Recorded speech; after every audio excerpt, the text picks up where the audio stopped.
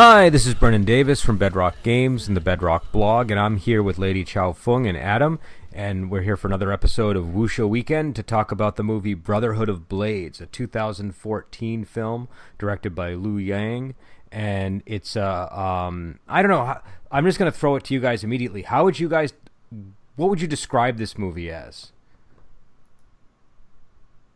This felt like a cop drama to an extent. I mean, it's the corrupt cop, well, not the corrupt the police department drama, but set in a wuxia setting was kind of my feeling about it. I agree with Adam. I would add his kind of like historical fiction kind of. I mean, it seems like it could have really taken place sometime. It was very definitely centered in the past, and what time period it was. But it was definitely a cop drama. There was so much going on with the characters, and everybody had their issues. Definitely a lot of drama, but it was a good movie. Yeah, I agree with you that it was well set in the past. When I make that comment, I'm not saying it felt anachronistic. It felt like some it really did feel like part of the right setting. It just that genre kind of was there. No, I would definitely agree that it had that vibe to it. And I think that it also, I don't know, it was a very atmospheric movie. They had there were a lot, like we commented on this when we covered films like Painted Skin. It had a lot of textures that you could sort of see in the costumes, and a lot of things that you could hear how the movie felt in a way. Do you know what I mean? It had a lot of that going through it. So, and I think that adds to kind of the police drama feel of it. But it's set during the end of the Ming Dynasty, and there is a eunuch Wei, who's a really, a real figure from history, and who immolated himself. In this movie, there's a little twist on that where he may or may not actually be dead, and there are these three sworn brothers who are part of the embroidered uniform guard. I think in this they call them the Imperial Assassins was their title, and they're basically a secret police force, and they were charged with hunting him down and killing him, and they ended up, one of them at least, concealing the truth of what happened, and so the rest of the movie is sort of the the drama that sort of unfolds around that, and the drama that unfolds around a lot of stuff that's going on with them, because they each have their own sort of personal things that are important.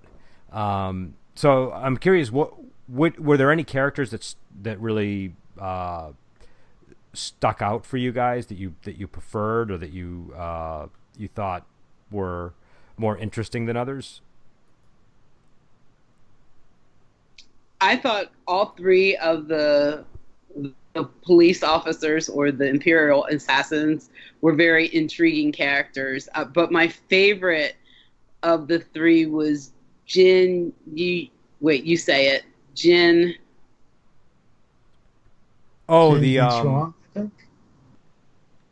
the third one, not the one that was in charge. Oh, Jin Yichuan. Yes, Jin Yichuan. I liked him. He was my favorite of the three. I enjoyed all three in their plots, but I liked his the most. Well, he was the one I was most pulling to get a happy ending, definitely. Me too. He definitely, I think, did have the most interesting situation, because he basically was being blackmailed by a former fellow, thief and disciple of his, like somebody they trained under the same master, and this guy knows his background, and his background, spoilers, is that he wasn't always an Imperial assassin. He basically, I think he killed an Imperial assassin and took his position as masquerading as him, and so he's just trying to live a normal life now, and this guy keeps strolling into the movie and he's just got this swagger about him that was so, I don't know, I just really liked the guy's mannerisms and how he was great. Yeah. He stole every scene he was in, basically. Yeah, and his name, I think, was Ding Zhu, and he's got this massive sword. It's like I think it's a horse chopping sword, or I think it's one of these blades they used to use to cut down horses. It's a really long blade, and it's kind of an eccentric weapon for a man to wield in the streets. Yeah. but he's quite a character, and he's blackmailing him. But the interesting thing is, they kind of have an existing relationship that's very complicated, and I was curious what you guys thought about the Dingzhu character and what his feelings towards Jin were. I think there was a lot of jealousy going on there. Like, you know, the master liked him better kind of thing. I kind of got a Lee Mochu kind of vibe at times from him, where it was just like, oh, you know, how come you're the favorite? You don't deserve to be the favorite. I mean, you know, they're very different characters, but there was that kind of element there. It's like it was, you know, because obviously, you know, as the story goes on, we see there is some affection underneath all that hostility towards him, and it's a very complicated relationship. And I mean, I feel like the movie could have gotten away with spending more time on it, you know, if different characters were more in focus. I mean, I think when I first saw this, I think the thing that really made me decide I liked it was the turn at the end with that character. That was that was the most interesting part of the movie to me. That guy sort of becomes, you know, like again, I'm going to spoil everything because we can't really talk about it without spoiling it. But it's about about Lu, Jin, and Shen, these three sworn brothers. And when everything comes to a head at the end of the movie, you know, two of them but Shen are killed, and then Ding Zhu sort of steps in and helps Shen get revenge against against Zhao, the guy who's ultimately responsible for everything that happens, which we don't quite know. We don't know the whole deal until the very end of the movie, but I don't know. I thought that really is one of the things that made the movie work so great, because I was expecting that Jin and the physician's daughter were going to be able to get together and be a couple, and that they were going to be like the ones who survived for some reason. You hoped, yeah. You hoped, yeah. But not to be. But yeah. I like the Ding character. I thought he was pretty almost eccentric in his weapon choice, and very well, you could see him as two-faced because he kept playing everybody against each other, all trying to get the as much money as he possibly could. And I agreed with Adam that there was some jealousy because this guy gets to live a normal life and he's still struggling as a thief. But he doesn't always have to struggle as the thief because he has this friend that he can blackmail and get money whenever he needs it. I mean, he's living a pretty good life, I have to imagine, when he's off camera, because he just keeps coming to him for money, and he's giving him pretty large chunks of money there. Like I mean, it was, you know, by the sort of standards that the movie set, this guy was getting a lot of funding. But yeah, I did think he was a really interesting character, and he almost makes the film for me. Another one that obviously was sort of a standout character was the eunuch, Eunuch Wei, who's again a historical I was figure. going to call him. Yeah. He. Oh, go ahead. So you go ahead. I'm sorry, I realized I was cutting you off there. Oh no, I was just saying that I thought he was a great character, and I thought that the way that just the. Because he was he was one of the few characters in the movie that had no visible martial abilities that we saw, but he was probably the most powerful character up until the end of the film, when things start to really kind of come to a climax and shift in different directions. But up until that point, he's this old, feeble man who just radiates power and is really unnerving. There's something really terrifying about this guy. Well, he kind of plays it as a lunatic too. Yeah. I mean, he's like wild-haired when you first meet him. He doesn't seem to be he doesn't seem to have all his marbles the way he talks, and just his facial expressions when he gets the wide eyes and the big smile. He's kind of like a lunatic. Yeah, he smiles at all the wrong things. He smiles at all the wrong things. And it's just very, very odd, and you don't know if he's really telling the truth or because he's the lunatic. So, but you take your chances with him. Yeah, once he had chances, his whole gambler thing he had going with the dice and with that added to the craziness. It's like he was just willing to try anything, it seemed like. So you had to be very nervous around him. Yeah, I mean it worked in setting up the fact that Chen goes along with his plan there. I think the menacing nature of that character made it more convincing that he ended up taking the deal that caused. Well, as you find out at the end, all the horrible things might have happened anyway. But it's, actually, that's funny. That is what Wei lays out for him. It's like, hey, you can either take the money and everyone will be trying to kill you, or you can not take the money, and guess what? They're going to be trying to kill you anyway. So, why not take the money? He was kind of being a straight shooter to a degree, for a little bit there. Right. Yeah, that was a completely honest assessment of the situation once you get deeper into the movie. But I thought his whole retinue was pretty interesting too. I thought like Wei Ting, I think was a relative of his of some kind, and and just the and again that that Zhao has this connection to him. I thought was really effective. But what did you guys think of the fight scenes in general in the film? I mean, the fights had kind of a distinct look, I thought, in this movie.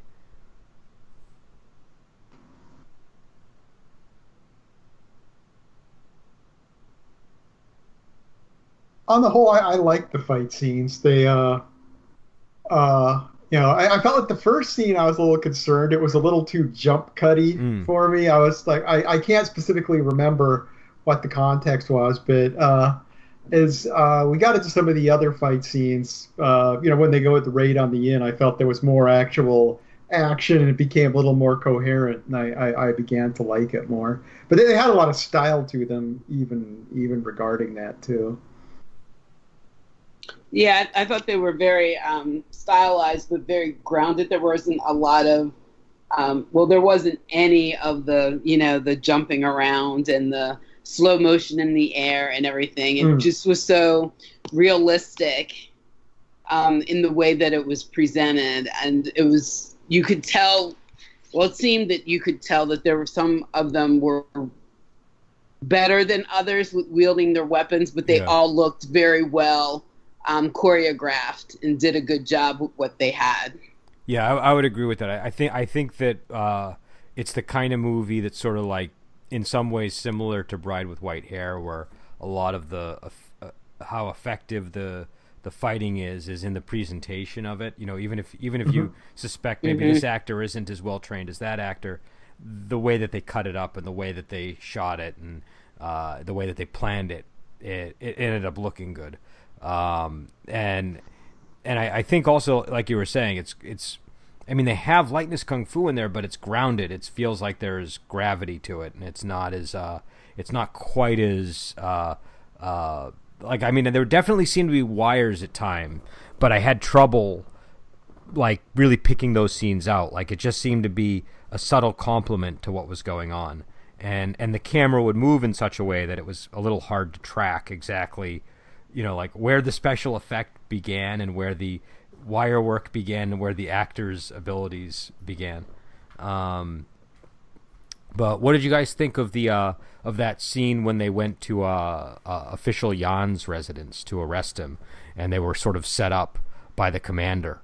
Saw that coming a mile away. Yeah, that was obviously coming. But yeah, that was a fantastic scene. And there was a lot of weight to it. It's like, they all three of them ended up walking out of there, but I was, I didn't think they'd all die, but I was like, man, wow, who's going to die in this scene? I had a feeling I was fairly certain one of them, or at least, maybe two of them wouldn't make it through. So when they all made it out, it felt very earned. Yeah, I was expecting one of them to die in that scene. I wasn't expecting all three of them to walk out of it. Yeah.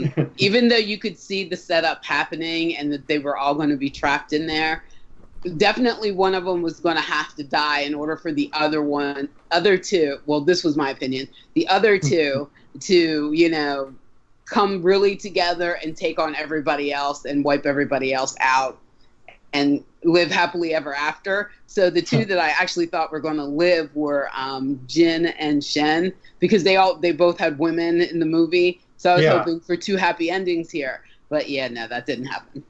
Yeah, it's almost like we got a happy ending in that scene, but it was because we weren't going to get a happy ending later. Yeah, no, that's true. That's true. Well, that scene also kind of sets you up for being disappointed because they look invincible by the end of that scene. And then, yeah. It's like, wow, they just took out this whole compound of people, and everybody was expecting them to die, and when they open the door, it's just them and what's his name? Young Master Yan. Yeah, what was his personal name though? Was it Jin? I can't remember. But, I can't remember either. Yeah, but what was cool too is that he ends up being the love interest of the woman that that Shen Lian is interested in, and that that I thought that was sort of a well placed plot thread for his character. But I guess what did you guys think of Shen Lian's? Because we talked a bit about Jin's romance, but what about Shen Lian's? How did that one feel to you guys? If you can call it a romance, it didn't quite rise to the level of a romance. It was one-sided. Yeah, definitely one-sided. I was hoping for a happy ending for those two, but when you saw the triangle develop, it's like, okay, one of them's going to have to die for this actually to work. I liked the way that their arc went. I enjoyed the distress, I guess, between the three of them, and the way that things turned out so that they could do the flashback of how she ended up in the academy, the Cortesian Academy for the officers. I just thought that was perfect. I mean, it wasn't a perfect romance, but I think the way that it was written, that storyline was perfect. Well, what? Oh, go ahead, Adam. I'm sorry. Oh, it's okay. Yeah, I was gonna say that's where a lot of the moral ambiguity of the movie came in too, because it's just it'd be easy to see that they're in a somewhat corrupt department, but they're ultimately the good guys. But when you're looking at it from that angle, it's like, well, their job is a pretty horrible job in of itself. So it just really blurred everything in the movie with that plot line. And everybody had their issues in that triangle. She was using him to get free, but she was in love with someone else. He was in love with Shen was in love with her and wanted to get her free. But I wasn't really sure that he was totally in love with her until when, at the end, when she's telling him how when she was 12 years old, she saw him clearly when they came and destroyed the family and took her to the academy so that she could be a courtesan. So that look between that he gave her, I think he felt sorry for her. And because of what they did to the family, I think that was the beginning of his kind of maybe conscience, that maybe what he was doing wasn't necessarily the best thing to be in the Imperial Assassins. And so I think he took care of her the whole time, giving her money so that she could earn her freedom and not doing anything with her. And maybe somewhere along the line, he fell in love with her. And then when he finds out that she's in love with someone else, then he's heartbroken. And he had every opportunity when he went in to the Yan residence to kill him straight up, but instead he cuts his hand off. So he did show some mercy there. And to me, that showed that he loved her. He wouldn't outright kill Yan just because he was in love with her and wanted to take her away. He wanted her to be happy in some semblance of happiness, even if it was without him. Well, Well, here's a question, because at the end of the movie, um, Ding Zhu says that the two women are in like a safe location, and what is the like? What are we supposed to assume is the end result here? Because I mean, these are not. Neither of these two guys are the men that either of the women loved during the film. So are they just taking care of them, or is this supposed to be sort of like some kind, like now they're sort of stand-ins for the old, maybe less so with Shen and more so with but then I don't know, like the other guy murdered her father, so I don't think there was that's a happy. yeah. I don't think that was even implied that they were Okay. getting. So I mean, he's telling, he tells, tells Shen that, oh, the two women are here, but I don't think it was implied that he was, Yeah, Yeah, I think they that would were be a kind of. stretch. That would be a big that would stretch. Yeah. that would be tough to take. Yeah. Yeah, when he was telling Shen that they were at the safe house, was thinking that he was going to go on his own separate way and go on his separate life since they'd now gotten revenge, and that Shen was going to go back to the safe house and maybe kind of take care of the two women, not be romantically involved with either one of them, but just, be the man in their life that takes care of them until maybe they got married. Yeah, no, I was thinking of something like that, like something like where he's almost like a brother to them, not like a Yes. that's what I was imagining as well. But I was curious because the ending of the film is a little hard to sort of like. There's that aspect to it, and then there's also the weird scene where it shows the three brothers together, and and at first, like when I first saw the movie, I'm like, oh, they were just faking, they didn't really die. but then when you see it the second time, you're like, no, there's just no way. They like, this guy's head gets chopped off, this guy gets shot and is clearly dead. And that's obviously like a flashback or something. But I was curious what, I don't know what you thought the purpose of that was. I thought it was just a flashback to maybe what their plans would have been if all this had not taken place. And plus it allows us to know that he takes the spirit of his two brothers with him wherever he goes. Yeah, I mean, it was clearly just.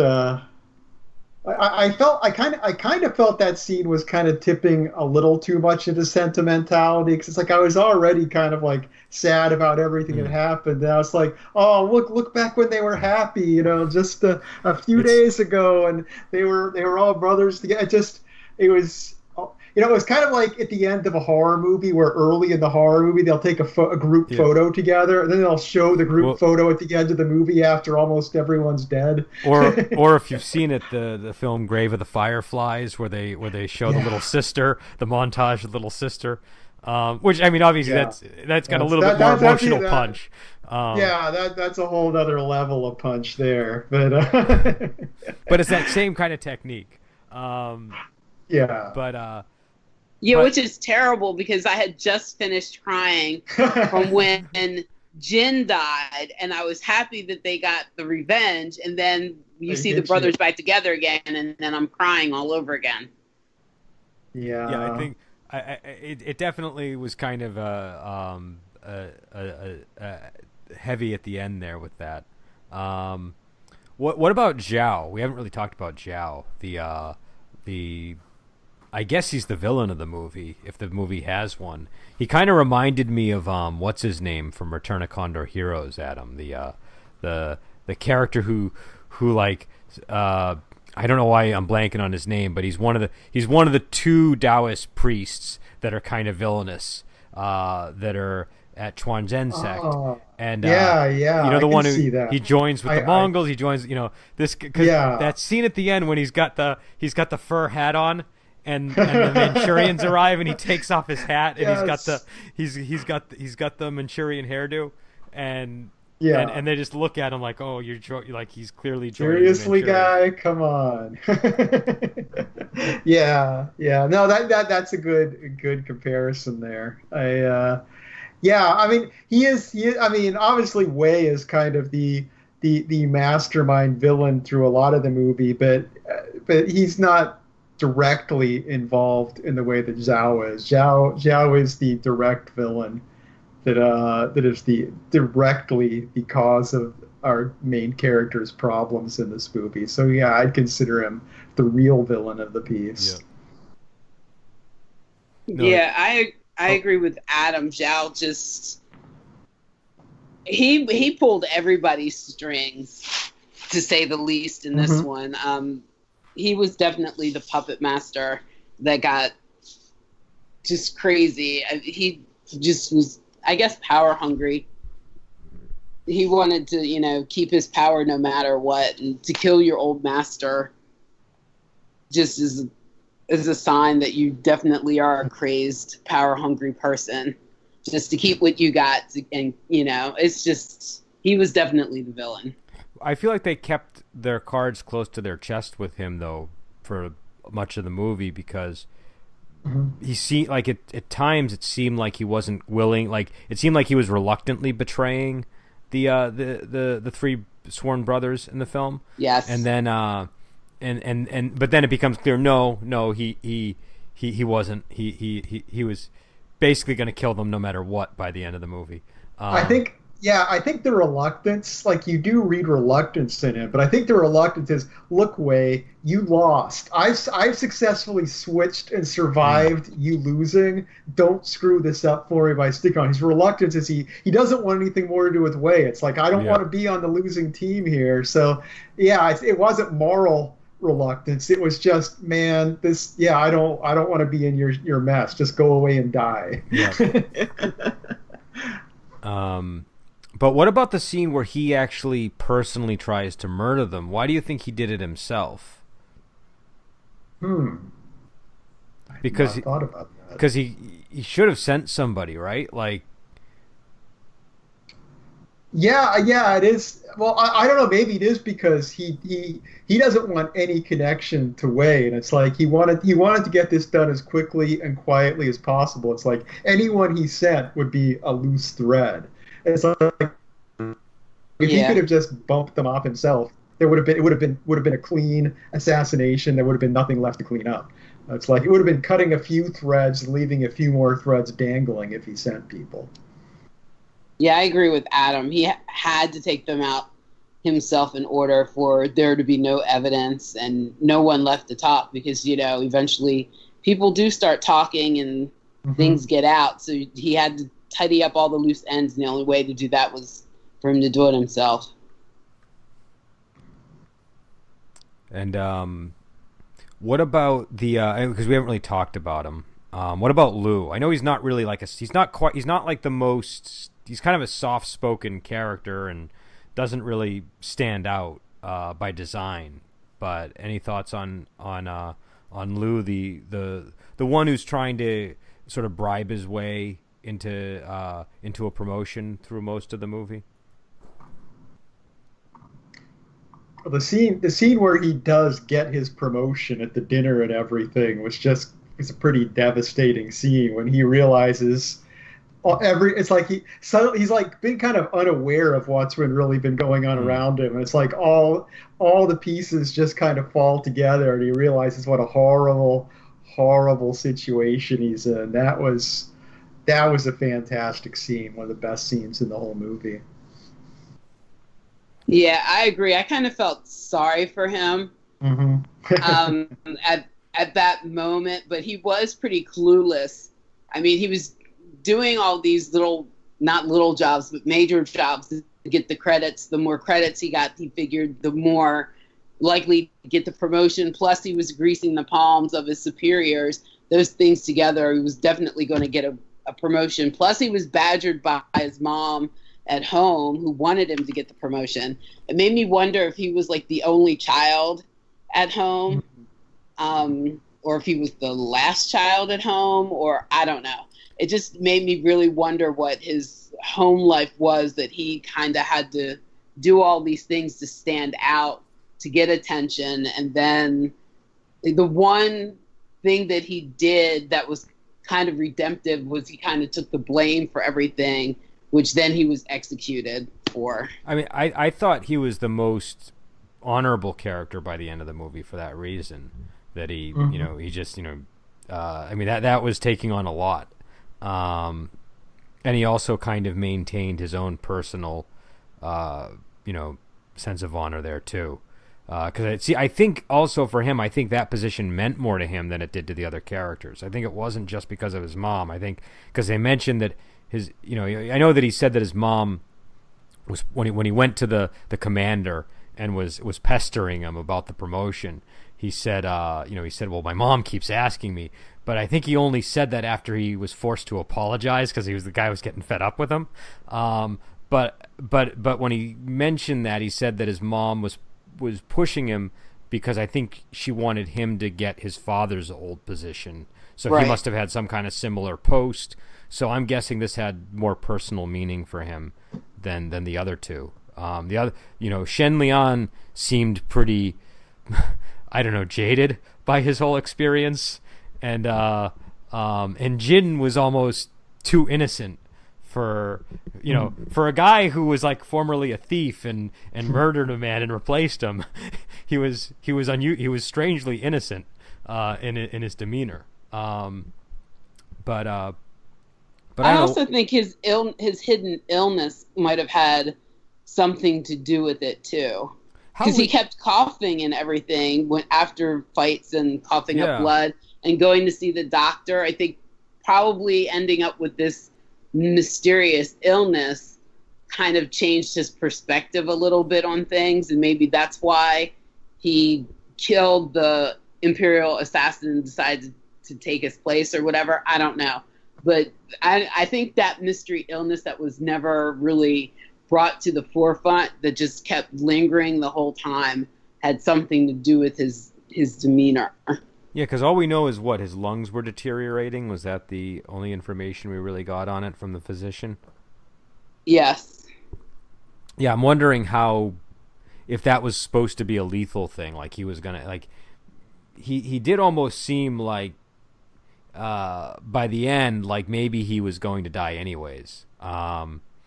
And it's kind of notable that when he does die, he gets shot, and he gets shot because he pushes Ding Zhu out of the way, who's really the one that was in the line of fire at the time. So I don't know. Again, which ties back to, I think, that they had probably the most interesting story in the movie. But anyways, I don't know what would you guys say to in terms of recommending this movie to people? I would definitely recommend it to people. I think it's a very good movie. Plot wise, is intriguing. The characters are well fleshed out. Well, the main characters are. I like the styling of the movie, the styling of the choreography, and the sword play, and the costuming, and I just thought it was a really well done movie. I rented the second one already for tonight, so I'm gonna watch the second one tonight. I've been after waiting. We get off of here. I've been waiting for this podcast to watch the second one. I've had the second one for several months now, or for however long it was that I was able to get it. I know it's been sitting on my coffee table for some time, and now I can finally watch it. Yeah, I would recommend this movie as well. I mean, it's a really intriguing story, and the characters are great. I mean, the only thing close to faults that I could say I have with it's like I feel like I could, you could spend more time and learn more about the characters, and that's not really a flaw. That's just these characters are really interesting, and I'm like, man, I wish I knew more about the backstory here. I wish I knew more about what was going on between these two. It's just an intriguing kind of element there. So yeah, it's just a very, very strong story all around. Yeah, I would say it's really good if you like a strong character-driven story in your wuxia. There's fighting in it. The fighting's good, but it's not really it didn't seem to be the main focus of the film. No, like I said, I think the fighting was good, but it wasn't. Yeah, it wasn't something I'd say, wow, you got to check out the fight scenes in this movie. It had impact, definitely. I mean, that's the strength of the fight scenes in here. They have emotional impact and heft to them, which is very important for this kind of movie. But they're not dazzling or anything. No, I think they're necessary because of the line of work that the gentlemen are in, and they have to be done, but they're done so well with the weight and the substantialness that Adam is talking about. They're not the center of the focus. The characters are definitely the center of this movie. The characters and their storylines. Yeah, I would agree with that, and I would also say if people are intending to watch it, one note of caution I might give is try not to miss any of the dialogue. You can miss like crucial things in this movie if you miss like a couple of lines, and like a whole subplot might not be clear to you. So yeah, I'll confess to rewinding regularly. I'm like, wait, what did they say? Just let me get all this information. And yeah, if I had been rewinding occasionally just to take it all in, I would have missed a lot. Yeah, I totally agree with that. I had to change the font color on mine because there were some parts where it was really white and the lettering was white. So I had to change my font color to yellow so that I could read everything. Mm-hmm. But yeah, so I definitely think it's a solid film. I know it was up for a bunch of awards. You know what it actually won for though was the costumes. Costumes. Yeah. Costumes were beautiful. Yeah. I really enjoyed the costumes. They added a rich texture to the whole movie.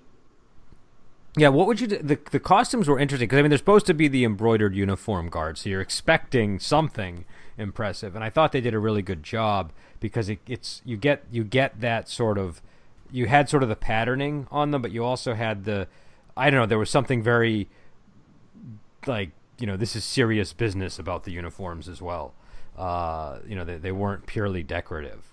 Yeah, I agree. They were almost they were functional, they were beautiful, and they looked like they could have been somewhat protective. Yep.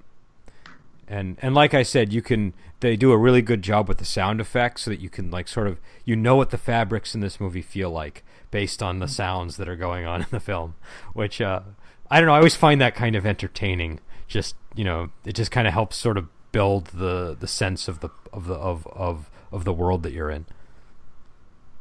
Yeah, well, historical movies, costumes are a big part of it, definitely. And I don't know, it's nice too. Just there's discussion within the movie of the uniforms too, and how they can be intimidating and how they're scary, and it's like you think about what they're wearing and the way they look. It isn't just purely decorative. Yeah. No, yeah, so, they do have. I mean, they definitely. They definitely make them look a little bit ferocious. As you wouldn't want these guys showing up at your door. No, definitely not. No, we have the early scene with I think at the opening of the movie where you have the two, I don't know if they're guards or whatever, wandering down the street and they run into the Imperial assassins, and it's like, whoa, it's like at that point I'm not clear that these are going to be our protagonists. It's just like, whoa, there's these really dangerous looking guys hanging out in the alley. So it was an interesting way to introduce them. So all right. So again, we want to just apologize for last week. I had a plumbing disaster, and so that's why we didn't have our normal episode. And we were originally going to do Blood Brothers, which we're hoping to pick up at a later date on one of our free first weeks of the month sort of thing, where we have the open slot, and so hopefully we'll be I'm people can't see this, but I'm actually recording from a different location than normal, and so once I get back into my normal address, things will get back into the normal swing of things. But in the meantime, I should probably mention we have what's the next movie? Is it The Last Hurrah for Chivalry? Is that? Yes, that's the next one. All right, so it's a really good movie. I cannot. Really good. We talk about a lot of movies. This is one that like if you like wuxia, you have to see this film. It's a must see in the genre, and I'm looking forward to talking about it. And we are hoping to have a special guest for that episode. I don't want to announce it yet because I don't know for sure. So until that's set in stone, I won't say anything. But hopefully we'll have somebody special here to help us talk about it. And yeah. So I don't know. Does anybody have any final words on Brotherhood of Blades before we head out? Go watch the movie. It's a good movie, and maybe we should do a bonus podcast for our Patreon subscribers on Brotherhood of the Blades 2 that only they can access. That's my suggestion. Okay, well, since it's been suggested, I think we're obliged to do it now. So, Trapped. So Way to I'm push game. your agenda on us. Now we're stuck. I'm game. I will go to my coffee table and get the movie tonight and watch it. Yeah, I think I'm fine with that as well.